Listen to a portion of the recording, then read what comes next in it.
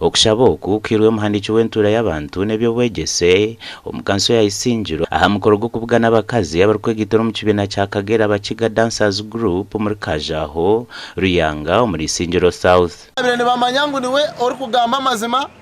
niwe atakuryarya ushanga ngo uri treasurer esente wabura nazo wakwatagano bana sepulta ningo nijoro kubika ebitabo mwabimara byabo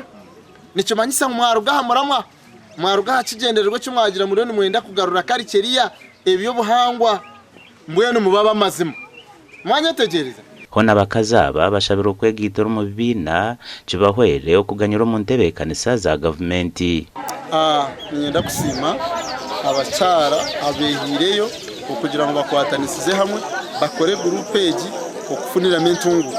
ahabo kubankirebiro mu district iteje Isingiro abacara bona babasize kwegita bakagira amazima bakakora group emwe bariyo ni ba progressinga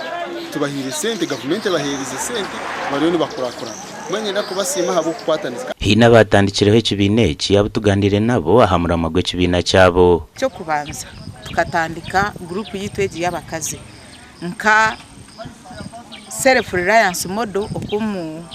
oku program ejo yizire kugira ngo umuntu abase kwebisaho twarebitwe nk'abacara twatakwatanishize hamwe okwebisa tukubasa kuba ate kibina kitu titukatungira indifomo